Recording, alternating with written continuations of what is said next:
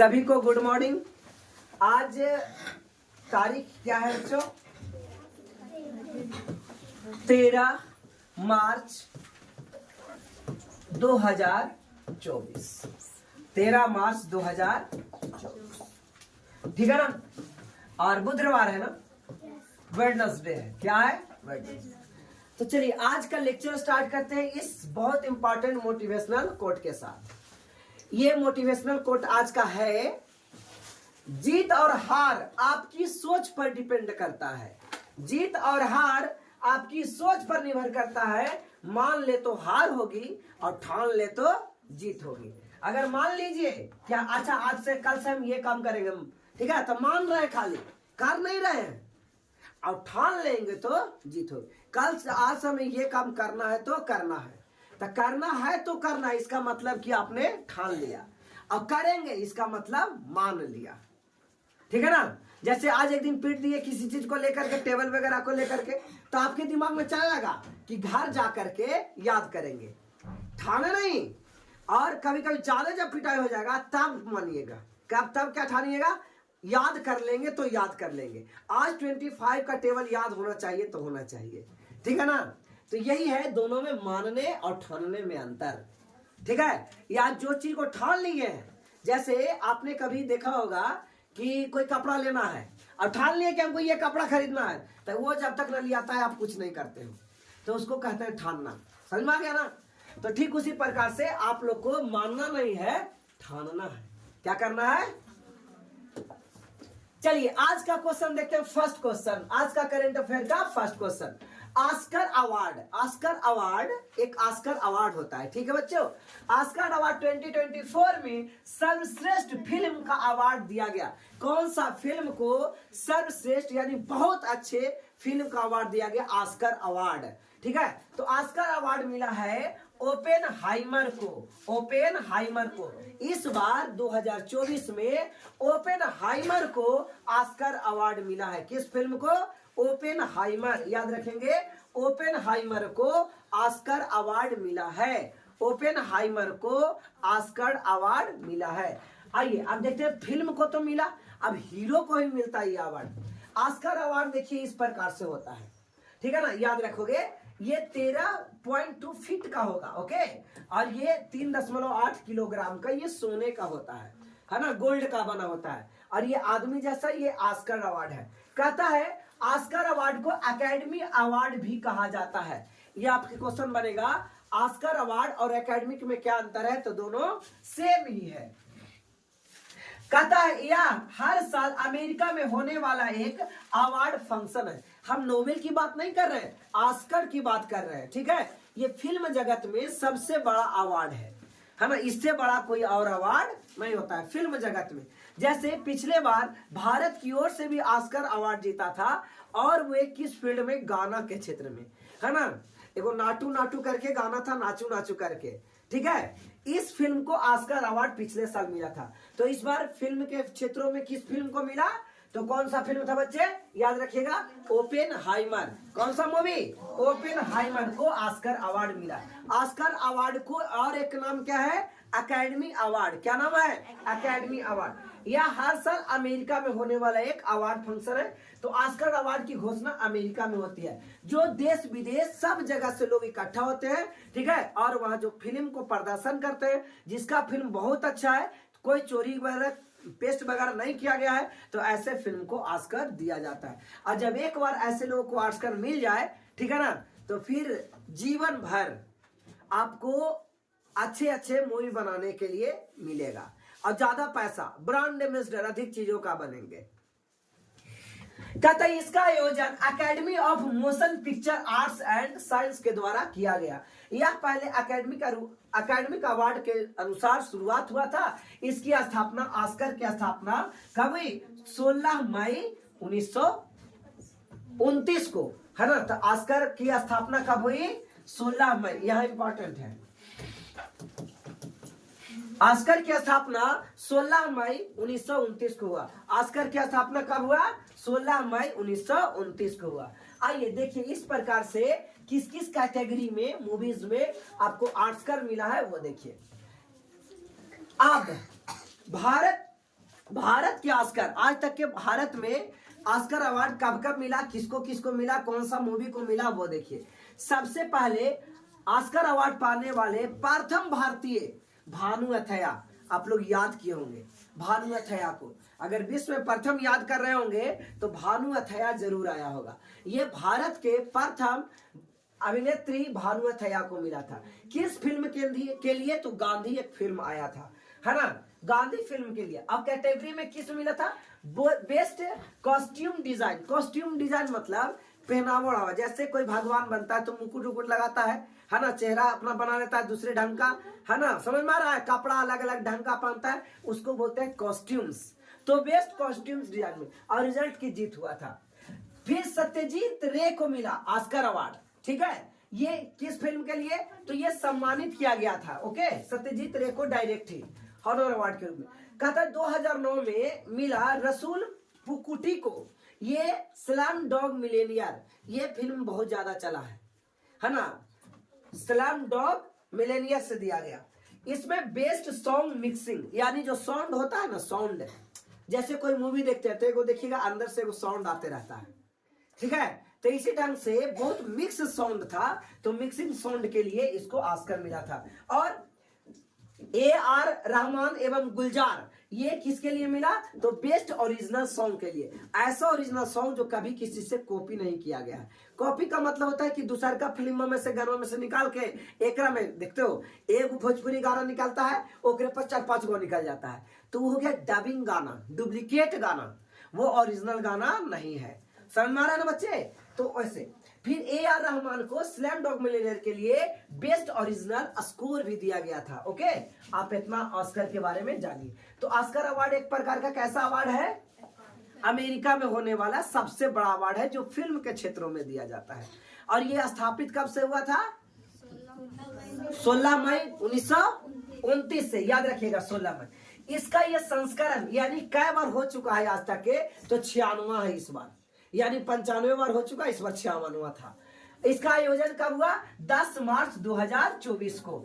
और स्थान कहा? Dolby theatre, Los Angeles, USA में। अब पूछेगा लॉस एंजल्स कहाँ है, तो आप बोलिएगा USA में है। लॉस एंजल्स कहाँ है? USA में। किस थिएटर में किया गया? तो डॉल्बी थिएटर में किया गया। थिएटर मतलब बड़ा सा एक हॉल बना हुआ रहेगा वहां पे। और इसका होस्ट कौन, यानी अतिथि के रूप में होस्ट कौन किया? नहीं, होस्ट कौन किया था? सबको बुलाया कौन? तो जिमी किमेल के द्वारा बुलाया गया। ये इंपॉर्टेंट है। इस बार 2024 के लिए ऑस्कर अवार्ड किसको मिला? तो आपको तो पहले ही बता गया, ओपेनहाइमर को मिला, ठीक है ना। किसको मिला? ओपेनहाइमर को मिला। आइए बेस्ट पिक्चर, तो अच्छा पिक्चर क्वालिटीज के लिए ओपेनहाइमर को ये फिल्म को दिया गया। निर्देशक इसका कौन थे? ओपेनहाइमर का। तो एक हमारा इंडियन मूवी नहीं है ना, अमेरिकन मूवी है, उसको मिला है, ओके। इसका डायरेक्टर कौन थे? तो इसका डायरेक्टर क्रिस्टोफर नोलन थे, क्रिस्टोफर नोलन थे, ठीक है। ये किस देश की फिल्म है? अमेरिका का फिल्म है। यह फिल्म परमाणु बम के जनक, तो परमाणु बम के जनक कौन है पता है? रॉबर्ट ओपेनहाइमर, यही परमाणु बम बनाए थे। तो यहां से भी एक क्वेश्चन आया, परमाणु बम किसने, प्रथम बार परमाणु बम किसने बनाया था? तो रॉबर्ट ओपेनहाइमर ने। किसने बनाया था? तो यही परमाणु बम बनाए थे। और ये कहे थे कि इसका परीक्षण नहीं कोई करेगा, और नहीं तो करेगा तो तहस-नहस हो जाएगा, ठीक है। बहुत रिक्वेस्ट किया गया था वहां के राष्ट्रपति के द्वारा इनसे, ओपेनहाइमर के द्वारा, लेकिन वो राष्ट्रपति नहीं माना और परीक्षण जापान में किया। तो जापान में नागासाकी पर और हिरोशिमा पर बम गिराया गया था। तो परमाणु बम के जनक कौन है? रॉबर्ट ओपेनहाइमर, रॉबर्ट ओपेनहाइमर, याद रहेगा, रॉबर्ट ओपेनहाइमर। कहता है सर्वश्रेष्ठ अभिनेता ये किलियन मर्फी को दिया गया। इस प्रकार से हमारे लिए उतना ज्यादा जरूरी नहीं है, क्योंकि ये भारत ने नहीं जीता, अमेरिका ने जीता। तो थोड़ी सी एक बात थी, उसको याद रखिएगा। किस फिल्म को मिला? तो ओपेनहाइमर को मिला, है ना। बेस्ट एक्ट्रेस यानी अभिनेत्री, हीरोइन, जिसका नाम है एमा स्टोन, ठीक है। तो एमा स्टोन ये उसी फिल्म का हीरोइन है, उसके लिए ऑस्कर अवार्ड इसको मिला। चलिए अब ये हमारे लिए उतना ज्यादा जरूरी नहीं है, आगे बढ़ते हैं। आज का ये क्वेश्चन नंबर 2 करते हैं। भारतीय पैरा ओलंपिक समिति के अध्यक्ष किसे चुना गया है? भारतीय पैरा ओलंपिक ठीक है, समिति का अध्यक्ष किसे चुना गया है? ऑप्शंस है देवेंद्र झाझरिया, मनीष प्रसाद, अनुराग अग्रवाल, दलजीत सिंह चौधरी। तो इसका राइट आंसर आ जाएगा देवेंद्र झाझरिया। ठीक है, तो भारतीय पैरा ओलंपिक समिति के अध्यक्ष हुए हैं देवेंद्र झाझरिया। कहता है देवेंद्र झाझरिया को भारतीय पैरा ओलंपिक समिति का अध्यक्ष चुना गया है। दीपा मलिक है ना, दीपा मलिक समिति के पिछले अध्यक्ष यानी कि इसका जगह लिए। ठीक है, आगे देखिए, देवेंद्र झाझरिया ने पैरा ओलंपिक में भारत के लिए 2 स्वर्ण पदक जीता था। ठीक है, तो आप इसको याद रखिएगा। उन्होंने टोक्यो ओलंपिक, टोक्यो किस देश में है आपको पता है क्या बच्चे? टोक्यो किस देश में है? बोलिए, टोक्यो किस देश में है? जापान में। तो जापान में इसने रजत पदक यानी सिल्वर मेडल जीता गया था। भारतीय पैरा ओलंपिक समिति का गठन कब हुआ? ये इंपॉर्टेंट है कि भारतीय पैरा ओलंपिक समिति का गठन 1992 में हुआ। Physically handicapped sports federation of India के रूप में हुआ था। हैंडीकैप मतलब जो विकलांग हो, ठीक है, उनके लिए ये स्टार्ट किया गया था, बाद में पैरा ओलंपिक।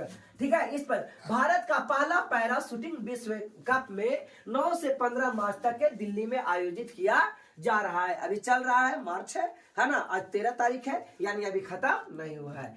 इस आयोजन में 50 देश में लगभग 500 एथलीट भाग लेंगे, यानी भाग लेंगे।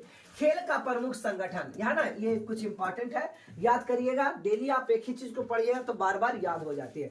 भारतीय क्रिकेट कंट्रोल बोर्ड यानी बीसीसीआई का फुल फॉर्म होता है बच्चे भारतीय क्रिकेट कंट्रोल बोर्ड। भारतीय क्रिकेट कंट्रोल बोर्ड के अध्यक्ष रोजर बिन्नी है। कौन है? रोजर बिन्नी। बीसीसीआई यानी भारतीय क्रिकेट कंट्रोल बोर्ड, ठीक है, के ethics officer of Lokpal Vineet शरण को बनाया गया। बीसीसीआई चयन समिति के अध्यक्ष अजीत अगरकर है। कौन है? अजीत, खिलाड़ी थे पहले ये अजीत, ये राहुल द्रविड़ जी हैं। भारतीय क्रिकेट टीम के मुख्य कोच राहुल द्रविड़ हैं। भारतीय महिला क्रिकेट टीम के मुख्य कोच अमोल मजूमदार। भारतीय खेल के प्राधिकरण के महानिदेशक नीलम कपूर। हॉकी टीम के अध्यक्ष दिलीप टर्की। ठीक है, आज का ये क्वेश्चन नंबर बच्चे 3। आइए देखिए, एमएसएमई है ना, मिनिमम सपोर्ट, और क्या होगा बताइए? अच्छा आता है तो बताते हैं। प्रौद्योगिकी केंद्र की आधारशिला कहाँ रखी गई है? तो इसका ऑप्शन है मुंबई, चेन्नई, बेंगलुरु, सिंधुदुर्ग। तो इसका राइट आंसर हो गया सिंधुदुर्ग में। आइए देखते हैं एमएसएमई। ठीक है, MSME ministry of micro small and medium enterprises. ठीक है ना, एमएसएमई का फुल फॉर्म क्या होगा? एमएसएमई का फुल फॉर्म है ना, छोटा बच्चा इसको राइट डाउन करो। एमएसएमई का full form ministry of micro small and medium enterprises. ठीक है, लिख लिए एमएसएमई का full form ministry of micro small and medium enterprises. ठीक है, ministry of micro small and medium enterprises. आइए, वो एमएसपी का बता दिए थे, मिनिमम सपोर्ट प्राइस, वो अलग चीज है। कहता है महाराष्ट्र के सिंधुदुर्ग में केंद्रीय मंत्री नारायण राणे ने सिंधुदुर्ग में एमएसएमई प्रौद्योगिकी केंद्र की आधारशिला रखी। एमएसएमई का फुल फॉर्म क्या है? नोट कर लिए, एमएसएमई यानी ministry of micro small and medium enterprises. Shri मंत्री नारायण राणे ने सिंधुदुर्ग में प्रौद्योगिकी महोत्सव और स्वरोजगार सम्मेलन कन्वेंशन का भी उद्घाटन किया गया है। कहता है एमएसएमई प्रौद्योगिकी केंद्र अनुमानित लागत 182 करोड़ रुपया है। कोई इंपॉर्टेंट नहीं, आगे देखा। यह प्रौद्योगिकी केंद्र सामान्य इंजीनियरिंग और खाद्य प्रसंस्करण जैसे क्षेत्रों पर ध्यान केंद्रित करेगा। यानी एमएसएमई किस पर, एमएसएमई का मतलब समझ जाइए, छोटा सा बात में, ये ऐसा मंत्रालय को सौंपा गया है जिसमें छोटे छोटे उद्योग लगाए जा सके। छोटे छोटे उद्योग मतलब बहुत बड़े बड़े नहीं, बड़ा बड़ा मशीन नहीं, छोटे छोटे हथकरघा टाइप में छोटे छोटे मशीन उद्योग लगाया जाए, जैसे कटोरी बनाने वाले, ठीक है ना। तो इसी पर यह काम करता है। हाल ही में स्थापित किया गया प्रमुख केंद्र आयुष्मान समग्र कल्याण केंद्र, यह सर्वोच्च न्यायालय के परिसर में है। ओएनजीसी समुद्री सर्वाइकल केंद्र गोवा में है। नीति for states platform NITI Aayog के द्वारा लॉन्च किया गया था। कृषि एकीकृत कमान एवं नियंत्रण केंद्र नई दिल्ली में है। अत्याधुनिक आयुष दीक्षा केंद्र भुवनेश्वर उड़ीसा में, कहां पे है, भुवनेश्वर उड़ीसा में। आज का ये क्वेश्चन नंबर बच्चे 4 कहता है वैश्विक स्तर पर, यानी ग्लोबलाइज्ड, यानी पूरा विश्व में। वैश्विक स्तर का मतलब होता है बच्चे पूरा विश्व में। वैश्विक स्तर पर दूसरा सबसे बड़ा मोबाइल फोन उत्पादक देश कौन बना है? सबसे ज्यादा वैश्विक पूरा विश्व में सबसे ज्यादा मोबाइल फोन कहां बनाया जाता है? ऑप्शन है जापान, इंडोनेशिया, भारत, ब्राजील। तो इसका राइट आंसर होगा भारत में। भारत में विश्व का सबसे ज्यादा मोबाइल फोन बनाता है। 2014 से 2024 के दशक के अंत में भारत दुनिया का दूसरा सबसे बड़ा मोबाइल फोन उत्पादक देश बना है। 2024 तक भारत में 97% आत्मनिर्भरता हासिल कर ली है, यानी अभी भी 3% दूसरे जगह से फोन आता है और बाकी हम लोग अपने बनाए फोन इस्तेमाल करते हैं। भारत में बेचे जाने वाले कुल मोबाइल फोन केवल 3% अब आयात किया जाता है और 97% भारत में ही बनता है। कंपनी अलग जरूर रहती है लेकिन वो बनता है इंडिया में ही। विदेशी कंपनी जरूर है लेकिन बनता है इंडिया में। इस प्रकार से आपने देखा कि कितना कितना कंपनीज यहाँ पे बनाए। सबसे ज्यादा चीन में फोन बनता है ना, चीन में 900 है ना, इतना बना, यहाँ पे इतना बना, ठीक है। इस प्रकार से आप देख सकते हैं। सबसे ज्यादा चाइना के द्वारा, दूसरा स्थान पे भारत, तीसरा यूनाइटेड स्टेट, इंडोनेशिया, ब्राजील, रसिया, जापान, मैक्सिको, ठीक है ना। इतना आपको बनाते हैं स्मार्टफोन, इतना बन रहा है, ठीक है ना, मार्केट्स में। आइए कुछ रैंकिंग एक बार ये हुआ था पहले। तेंदुआ रिपोर्ट 2024 में भारत में कितना तेंदुआ है? 13,874 तेंदुआ है। भारत में कितना तेंदुआ है? 13,874 तेंदुआ। तेंदुआ रिपोर्ट में 2024 में सबसे अधिक तेंदुआ मध्य प्रदेश में, ये भी पढ़ाया था। सबसे अधिक तेंदुआ किस राज्य में है? मध्य प्रदेश में। वैश्विक बौद्धिक संपदा सूचकांक, वैश्विक बौद्धिक संपदा सूचकांक यानी ग्लोबल इंटेलेक्चुअल प्रॉपर्टीज इंडेक्स 2024 में भारत का स्थान 42वां है। भारत का स्थान 42वां है। वैश्विक बौद्धिक संपदा सूचकांक 2024 में पहला स्थान किसका था? अमेरिका का। यानी किस देश के आदमी सबसे ज्यादा दिमाग वाले हैं? तो अमेरिका के हैं। भारत में दिमाग कचड़ा है, 42वां स्थान है, ठीक है ना। यहाँ सब अधिकतर लोल बकलोल होते हैं, है ना। 100 गो में एक आधे 2 गो सही रहता है, बाकी 98 गो लोले बकलोल रहता है। आइए हेनले पासपोर्ट इंडेक्स 2024 में भारत का स्थान 85वां है। यानी आप 85 देश घूम सकते हैं, ज्यादा देश नहीं घूम सकते। हेनले पासपोर्ट इंडेक्स 2024 में पहला स्थान पर Singapore, Japan, Italy, Germany, France और स्पेन का है। ये सब चाहे तो सब देश में घूम सकता है, समझे। आइए ग्लोबल फायर पावर के अनुसार विश्व का सबसे शक्तिशाली सेना यूएसए की है और भारत का चौथा। पहला स्थान पर यूएसए सबसे शक्तिशाली पुलिस यानी सेना, पुलिस में सेना सबसे मजबूत किसके पास है? तो अमेरिका के पास। दूसरे स्थान पे रसिया के पास, तीसरे स्थान पे चाइना के पास और चौथे स्थान पे भारत के पास है ना। इतना शक्तिशाली है, ठीक है। भ्रष्टाचार धारणा सूचकांक 2023 में भारत का स्थान आया है 93। लोकतंत्र सूचकांक में भारत 41वें स्थान पर है और पहला स्थान पर नॉर्वे है। यानी यहाँ वोट देने के लिए पैसा नहीं देना पड़ता है और यहाँ वोट देने के लिए पैसा आगे लेंगे तब वोट देंगे और उसका उतना ज्यादा वैल्यू नहीं रहेगा। और यहाँ पे नहीं, अपना मन से लोग वोटिंग करते हैं, अपना मन से सरकार में परिवर्तन होता है। कोई प्रचार नहीं होता उस समय। प्रचार के लिए लाखों रुपया, करोड़ों रुपया खर्च करने की जरूरत नहीं है। जो अच्छा काम किया है, ठीक है, उसको आप वोट देंगे। आइए जलवायु परिवर्तन के प्रदर्शन सूचकांक में 7 पहले स्थान पर ये देश है ना। डेनमार्क चौथा स्थान पे, एस्टोनिया 5वां स्थान पे, फिलीपींस, यानी कोई देश नहीं था पहला, यानी सबकी स्थिति खराब है। जलवायु परिवर्तन सब जगह हो रहा है, ठीक है। यानी कार्बन इमिशन, कार्बन डाइऑक्साइड का उत्सर्जन सब जगह देखने को मिल रहा है। आइए 5वां क्वेश्चन, केंद्र सरकार ने सिटीजनशिप अमेंडमेंट एक्ट लागू किया। इसके तहत किस देश से आए गैर मुसलमान को शरणार्थियों को नागरिकता मिलेगी।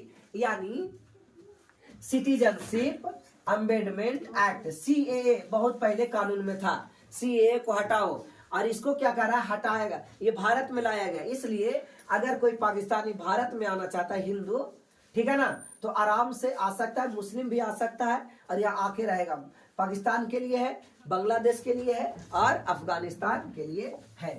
केंद्र सरकार ने 11 मार्च 2024 को सिटीजनशिप अमेंडमेंट एक्ट यानी CAA को नोटिफिकेशन जारी कर दिया है। इसके साथ ही यह कानून देश भर में लागू हो गया है। CAA को हिंदी में नागरिकता संशोधन अधिनियम कहा जाता है। नागरिकता संशोधन अधिनियम कहा जाता है ना। CAA ये कॉन्स्टिट्यूशन में हम लोग देखेंगे, ठीक है। इससे पाकिस्तान, बांग्लादेश और अफगानिस्तान से आए गैर मुस्लिम को शरणार्थियों को नागरिकता मिलने का रास्ता साफ हो गया।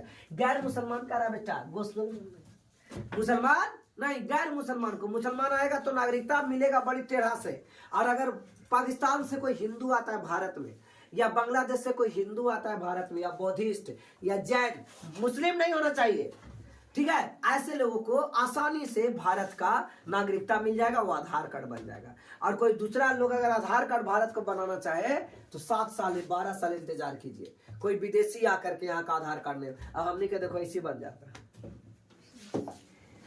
क्या है नागरिकता संशोधन अधिनियम 2019 में लाया गया था, लेकिन लागू नहीं हुआ था, अब लागू हुआ 2024 में। भारतीय नागरिकता कानून 1955 में बदलाव किया गया। ये कॉन्स्टिट्यूशन में पढ़ने को हम लोग को मिलेगा, नागरिकता पढ़ेंगे उस दिन आएगा, है ना। 1955 में बदलाव किया गया, फिर 2016 में बदलाव किया गया। नागरिक संशोधन अधिनियम विधेयक CAB संसद में पेश किया गया, ठीक है। 55 के अकॉर्डिंग 2016 में, 17 में, 2024 में लागू कर दिया गया। यह लोकसभा में 10 दिसंबर 2019 को और अगले ही दिन राज्यसभा से भी पारित हुआ था। किसी भी कानून को पारित होने के लिए लोकसभा और राज्यसभा दोनों में पारित होगा, उसके बाद राष्ट्रपति का सिग्नेचर लगेगा और ये कानून अधिनियम बन जाता है। 12 दिसंबर 2019 को राष्ट्रपति की मंजूरी मिलते ही CAA कानून बन गया और अब ये लागू हो जाएगा। क्लियर है बच्चे। तो राज्यसभा में लोकसभा में आ गए, फिर राज्यसभा में, और राष्ट्रपति पर सिग्नेचर, कानून बन गया। कहता है भारतीय नागरिकता कानून 1955 में अब 6 बार परिवर्तन आए। VVI है, नोट कर लीजिए, है ना। बड़े बच्चे के लिए है, छोटे बच्चे के लिए नहीं है। 6 बार परिवर्तन हुआ। 1986, फिर 1986 के बाद 92, 2003, 2005, 2015, 2019, इतना बार परिवर्तन हुआ है। भारतीय नागरिकता के कैसे लेवे, भारत के नागरिकता कैसे मिलेगा, इसमें परिवर्तन किया गया इतना बार। 86 में, 92 में, 2003 में, 5 में और 15 में, 19 में। 86, 92, 2003, 5, 15, 19, 86, 92, फिर 2003, 5, 15 और 19। कहता है कि पहले भारतीय नागरिकता लेने के लिए भारत में 11 साल रहना जरूरी है ना। और ये घट करके अब हो गया 6 साल कर दिया गया। पहले 11-12 साल रहना पड़ता था, अब ये घट करके कितना हो गया, 6 साल रहना होगा, ठीक है। CAA 31 दिसंबर 2014 से के पहले पाकिस्तान, अफगानिस्तान, बांग्लादेश से धार्मिक आधार पर, है ना, प्रताड़ित होकर भारत आए हिंदू, सिख, बौद्ध, जैन, पारसी और ईसाई समुदाय के लोगों को नागरिकता दी जाएगी। यानी अगर इतना से पहले कोई आ गया है ना, तो 6 साल हो गया, 14, 15, 16, 17, 18, 19, 20, 21, 14 में आया तो 10 साल हो गया। 10 साल हुआ ना। तो कह रहा है कि इतना दिन से अगर आया है तो उसको नागरिकता मिल जाएगा। ये 3 देशों से लोग ही हो सकते हैं और दूसरे देश के ये नहीं। कोई ब्राजील के मुसलमान या दूसरे लोग चाहे तो भारत में आके रहना नहीं आएगा, नागरिकता उसको नहीं मिलेगा। भारतीय संविधान अनुच्छेद 5 से 11 तक भारत में नागरिकता को प्राप्त करने के संबंध में कुछ प्रावधान किए गए। कहां से कहा, 5 से 11 क्लास में हो चुका है ये। आइए घास का मैदान देखते हैं, है ना। लानोस घास का मैदान वेनेजुएला में है। लानोस घास का मैदान कहाँ है, वेनेजुएला में। फिर घास का मैदान कैटिंगा घास का मैदान, सेरोडा घास का मैदान, कंपोस घास का मैदान, ये ब्राजील में है। नोट करो इसको, कैटिंगा, सेराडो, कैंपोस, ये हो गया कैंपोस। पंपास अर्जेंटीना में, सवाना पूर्वी और मध्य अफ्रीका में, सवाना पूर्वी और मध्य अफ्रीका में, सवाना पूर्वी और मध्य अफ्रीका में। कैटिंगा लिख लिए, Caatinga, Cerrado, Caatinga, Cerrado, Campos, Caatinga, Cerrado, Campos Brazil में, कैटिंगा, सेराडो और कैंपोस, सेराडो और कैंपोस, ये कहा बच्चे ब्राजील में। Pampas Argentina, pampas Argentina. Llanos Venezuela, Llanos Venezuela.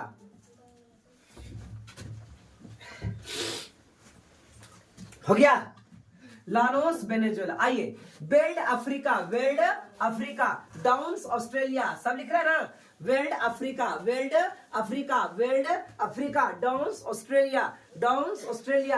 कैटरबरी, कैटरबरी, कैटरबरी New Zealand, Canterbury New Zealand, ये सब घास का मैदान है। कैटरबरी लिखिए, Canterbury New Zealand, Canterbury New Zealand, Canterbury New Zealand, Canterbury New Zealand. Prairie America, prairie America. Pusztas Hungary, Pusztas Hungary. Steppe Europe और Asia, Eurasia, Europe और Asia, Eurasia, ठीक है। स्टेपी यूरोप और Asia. Pusztas Hungary, Hungary, Pusztas Hungary, Hungary, Hungary का राजधानी Budapest. Pusztas Hungary, Pusztas Hungary. Prairie America, prairie America. Canterbury, Canterbury New Zealand, Canterbury New Zealand, Canterbury New Zealand, Canterbury New Zealand.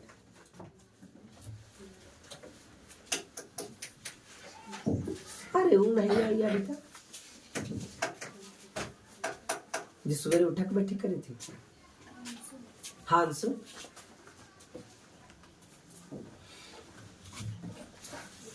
Canterbury New Zealand, Canterbury New Zealand, Canterbury New Zealand. Prairie America, Pusztas Hungary. Steppe Europe और Asia. Canterbury New Zealand. Downs Australia, downs बेटे बोलो Australia, downs Australia. Veld Africa, veld Africa, veld Africa. आज का ये question number 6 है। DRDO, DRDO ने अग्नि 5, अग्नि 5 मिसाइल का सफल परीक्षण किया है। इसकी रेंज क्या है, यानी अग्नि 5 को मारेंगे तो कहां पहुंचेगा? 7000 किलोमीटर, 8000 किलोमीटर, 5000 किलोमीटर, 9000 किलोमीटर। तो इसका राइट आंसर आ जाएगा 5000 किलोमीटर। अगर 5000 किलो यहां से मारेंगे 5000 किलोमीटर दूर जाएगा, ठीक है ना। और इसका मिसाइल का नाम क्या है? अग्नि मिसाइल। क्या नाम है बच्चे? अग्नि मिसाइल। किसने विकसित किया? डीआरडीओ ने विकसित किया। किसने विकसित किया? डीआरडीओ। ये देखिए डीआरडीओ के द्वारा अग्नि 5 मिसाइल का सफल परीक्षण हो गया। अग्नि 5 multi independently targetable re entry vehicles, यानी MIRV टेक्नोलॉजी से लैंस है, यानी हर न्यू टेक्नोलॉजी इसमें एक्टिव है, लैस है अग्नि 5 में। कहता है इसे एक साथ कई टारगेट के लिए लॉन्च किया जा सकता है। इधर भी मारना है तो भी, इधर भी मारना है तो भी, किधर भी मार सकते हैं। एक बार में कई टारगेट को लॉन्च किया जाएगा, ठीक है। मिसाइल कैसा होता है पता है? देखो अगर मान लिया जाए कि एक वस्तु है, ठीक है ना, और ये चल रही है, समझिएगा, ये कोई वस्तु है और ये चल रही है, उड़ रही है, स्पीड में चल रही है। कोई एरोप्लेन को मारना है, ठीक है, यहां से मिसाइल छोड़ दीजिए, ठीक है, इस पर टारगेट करके, और ये इस पर छूटेगा, मिसाइल निकल गया। देखिए ऐसा मिसाइल है, ठीक है, ये मिसाइल निकल गया, ये तो यही थोड़ी ना रहेगा, ये भाग जाएगा ना। और आगे ये जहां जाएगा, खोह में, मांद में, समुद्र में, सब जगह खोज के मार देगा। ये कहूं भी जाएगा ना, यहां भी घुस जाएगा, तैयो इसको कहीं न कहीं से वो मार के छोड़ेगा, है ना, बिना मार ले छोड़ेगा नहीं। ऐसा होता मिसाइल। तो सोचिएगा कि ऐसे कैसे हो सकता है भाई, है ना। गोली बंदूक है, मारो, अगर फ्यूज हो गया तो दूसरी जगह चल गया और लग गया तो ठीक है। और इसमें नहीं लगाया जाता है, इसमें खाली बस इसको लॉक कर दिया जाता है कि देखो मारना उसको है, ठीक है, वहां फिट करना रहता है। इतना के रेंज में आ गया और एक्टिव कर दिए। अब ये छूट गया, आगे आगे भाग रहा है या पीछे पीछे ये जा रहा है ना, ढूंढ के इसको मार देगा। कितना दूर तक पीछा कर सकता है? 5000 किलोमीटर तक। बताइए 5000 यहाँ है, यहां से दिल्ली है 1000 किलोमीटर, समझ जाइए। यानी वो चीन में जाए, चाहे पाकिस्तान में जाए, या अफगानिस्तान या अमेरिका में चल जाए, ढूंढ के ही रहेगा, मार के ही रहेगा। ऐसा मिसाइल होता है, समझे बच्चों। चलिए अग्नि 5 मिसाइल के बारे में जानिए। अग्नि 5 भारत की पहली और एकमात्र इंटरकॉन्टिनेंटल बैलिस्टिक मिसाइल है। इंटरकॉन्टिनेंटल मतलब एक देश में बैठल है और दूसर का देश में भी आदमी को मार सकते हैं, किसी चीज को मार। तो इंटर मतलब एक कॉन्टिनेंट से दूसरे कॉन्टिनेंट, महाद्वीप नहीं समझ में आता है। कॉन्टिनेंट मतलब एक महाद्वीप से दूसरे महाद्वीप में भी मार सकते हैं। क्या बच्चों समझ में आया? इंटरकॉन्टिनेंटल बैलिस्टिक मिसाइल का मतलब क्या हो गया? एक देश में अमेरिका यहां से मार देंगे, अमेरिका तक जाएगा, पीछा करते करते जाके धोके आवेगा, है ना। लेकिन 5000 से ज्यादा रहेगा तो नहीं मार पाएगा। कहता है डीआरडीओ। डीआरडीओ का फुल फॉर्म आप लोग छोटे बच्चे लिखिए। छोटे बच्चे लिखेंगे डीआरडीओ को फुल फॉर्म, इंग्लिश में लिखेंगे defence research and development organisation. Defence research and development organisation, DRDO का full form defence research and development organisation. Defence research and development organisation, defence research and development organisation. याद रहेगा बच्चे DRDO को full form DRDO, रक्षा अनुसंधान एवं विकास संगठन। रक्षा अनुसंधान एवं विकास संगठन, इंग्लिश में क्या बोलेंगे? Defence research and development organisation. Defence research and development organisation, ठीक है, याद हो गया। डीआरडीओ, डीआरडीओ मिसाइल बनाने का काम करती है, अलग अलग, है ना, हथियार बनाने का काम करते हैं डीआरडीओ। ठीक है, डीआरडीओ का फुल फॉर्म क्या हो गया? Defence research and development organisation. Defence research and development, याद हुआ? Defence research and development organisation. इसका रेंज कितना है? तो रेंज 5000 किलोमीटर तक ये मार सकता है। रक्षा अनुसंधान एवं विकास संगठन, रक्षा अनुसंधान एवं विकास संगठन। हिंदी लिख लिए, इंग्लिश लिख लिए। Defence research and development organisation, defence research and development organisation, defence research and development organisation, DRDO का फुल फॉर्म बच्चे। कहता है अग्नि 5 बैलिस्टिक मिसाइल एक साथ कई हथियार को ले भी जा सकता है। मिसाइल पर रखा करो, यहाँ से कई हथियार को भी भेज सकते हैं, है ना, भारी भरकम चीजों को। कह रहा है 1.5 टन न्यूक्लियर हथियार को अपने साथ ले जाएगा और दूसरा देश में जाके गिरा भी सकता है। 1.5 टन, समझ में आ रहा ना? हाँ, 1 टन 10 क्विंटल के बराबर 1 टन होता है। 10 क्विंटल के बराबर 1 टन होता है। 10 क्विंटल में समझता है 100 किलो।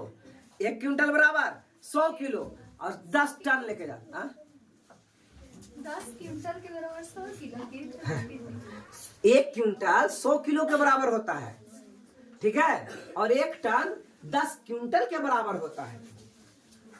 इसकी स्पीड मैक 24 है। मैक 24 मतलब आवाज से भी स्पीड निकलेगा और 24 गुना स्पीड निकलेगा। कितना स्पीड चलेगा ये मिसाइल, समझ में आ रहा है? कितना जल्दी ठोक ठाक के आ जाएगा? आएगा नहीं, बर्बाद हो जाएगा। ठीक है, समझ में आ रहा है? 24 मैक, इसका स्पीड क्या है? 24 मैक। मैक क्या होता है?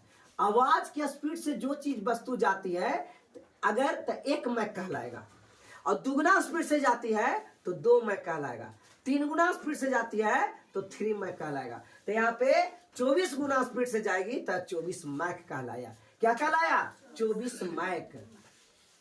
हम लोग बोलते हैं, बताइए, यहां से बोले आवाज 300, बताइए हमारा आवाज कितना दूर जाता है 1 सेकेंड में? 332 मीटर जाता है पागल। 332 मीटर प्रति सेकेंड ये आवाज का स्पीड है जो हम।